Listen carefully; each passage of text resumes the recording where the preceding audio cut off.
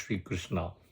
So today I'm going to be talking a very interesting concept and topic called MKS in Vedic Astrology. Yeah, MKS.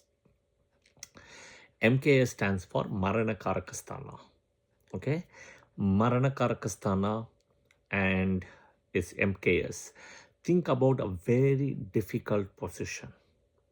Okay, think about a very difficult position for the planet that is called MKS, most uncomfortable position.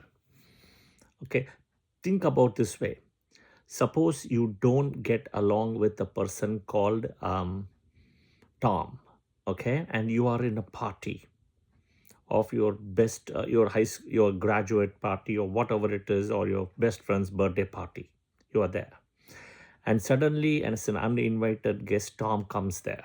So what happens? You get very uncomfortable, even though you have so many people around you whom you know well, whom you're very comfortable with, right?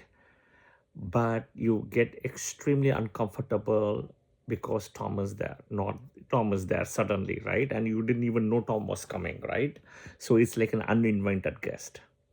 So very similar is Marana Karakasthana is the planet is sitting in a Rashi, right? I shouldn't even say in a Rashi, a Bhava, right? Bhava.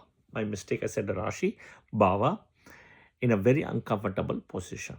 Very similar to you are in a party where you don't get along with Tom, and Tom, without an invitation, has showed up and you were not even aware of it, right?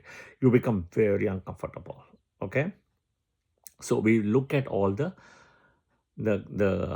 so-called combinations, okay, for each of the planet, and what are exceptions which can reduce it, okay, which can change it. Sun, okay, Sun, the Marana Karakasthana is 12th, because Sun is the Karaka for the Lagna. 12th is the opposite, end of the way. 12th also denotes moksha, end of the birth cycle. Typically, the moksha is what they say, or end of the birth cycle. So, Lagna is a Karaka, but 12th is the Marana Karakasthana. Okay, Moon, 8th, Ashtama. That is where he's also getting debilitated, and it's Scorpio is in Kal Purush, and it's a watery sign. Moon is very difficult in the 8th. 8th from the natal moon, when you see for the transit itself, that's called Chandrashtama. That is also very difficult. Okay? All right.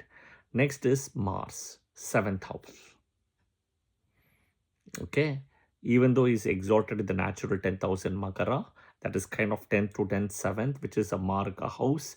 And the reason why he is also having a difficulty in the 7th house, because if you see, right, from Libra, he owns us two Maraka houses, Aries and Scorpio itself. So this house is a Venus house, and it's in a way karma house, right? And it's all about discussions and enjoyment, and Mars is all about action. So 7th house. Mercury. There is Mercury is always dual, so you always get two schools of thought here. You see the picture, header picture I have posted also, it will tell you two, 4th or 7th, right? But I will tell you the MKS for Mercury in a way, right? 4th or 7th, you see, it will come to 7th. Because the reason is 7th house is business, Mercury is the Karaka for business, right? So end of the day, that the duality comes in too much of the thing, right? When Mercury is in the 7th house. Because Mercury is the Karaka of a business, 7th house is also a Karaka of business, right? So the duality is coming here. All right, next is Jupiter, 3rd house. Okay, 3rd house. And in the natural Kal Purush, it's Gemini, 3rd house. But he wants a Dharma house, 9th, which is a Maraka, exactly opposite, right? So you can see the 3rd house. All right, Venus, 6th house. In the natural Kal Purush of 6th house Virgo, Venus gets also debilitated. Because the 6th house is all about education, studies, books, right? Mercurial energy. But even though it's a friendly Rashi for Mercury, Mercury is very uncomfortable, right? Because, it's a friendly Rashi for Mercury. Venus is very uncomfortable here, Venus. Venus enjoys the pleasure, the 12th house, bedroom, right? Pleasure, sex, luxury, comfort, enjoyment, relaxing, having a drink, right? All of that is Venus energy in a way. That is why Venus is called a Bhoga Karaka, similar to Rahu. Okay? 6th house. So we are talking all the Bhava positions, 6th. Next is Saturn, 1st house. The 1st house Lagna is where soul is the soul concept and sun concept. Saturn is debilitated. Plus in the natural 1st house, Saturn is debilitated in Aries. Rahu, 9th house. Because 9th house Sagittarius, Dharma, Jupiter Karaka, religion, right? Spirituality, following the righteous path. Rahu is taboo, breaking everything, shortcuts, right? It can be even adharma, shortcuts. That is why 9th house. Last is Ketu. Many books says, some of them says Ketu is 9th house. It's not. 9th house is not. Some books says about 2nd, which can be truth. Because 2nd is Maraka house, it's speech, and Ketu doesn't talk. It may, because it doesn't have the head also, so it may talk something wrong, so I can accept that. I also feel Ketu doesn't have an MKS. That is also there. Some books also say 9th. Okay, but I also feel Ketu doesn't have MKS unlike Rahu. Right? Just the same way Ketu doesn't have Atma Karaka. Cannot be an Atma Karaka. Rahu can become an Atma Karaka. But you can apply it and see what it is. Okay, these are all the rules. What are the exceptions? The exceptions are, in the, like a Bhava chart, Sun is in the 12th house in the Lagna T1 chart, but in the Bhava Chalit, he moves to the 1st. He's not in the 12th anymore. So that is a good relief, because from the 12th, he's moving to the 1st. So it will change over time, the MKS effect. But if he's moving from the 1st to the 12th, it will change over time in a negative way. That is the Bhava thing. You look at it. Okay, that is one. Bhava movement. Second, a benefic planet like Jupiter or Venus aspecting the Sun in this case, that will reduce the malefic effect of the MKS effect. Second. Third, Moon is opposite to the Sun. Okay, because that will lift the Sun now, dignify the Sun. Moon, a full moon. But Rahu, Ketu, Saturn should not be here. That is the important thing. Fourth, Parivardhana Yoga.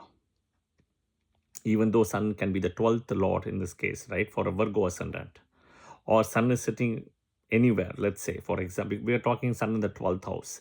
Let's take an example, Leo ascendant, Sun is in the 12th, but Moon is in the Lagna. Let's say there is a Parivardhana, right, in this case, right, or for example, right, for example, we can think of, let's take an example. Let's take Sagittarius ascendant. Sun is in the 12th, MARANA KARAKA STHANA. Okay, and Mars is in the 9th house. So here 9th and 12th Lord Parivardhana.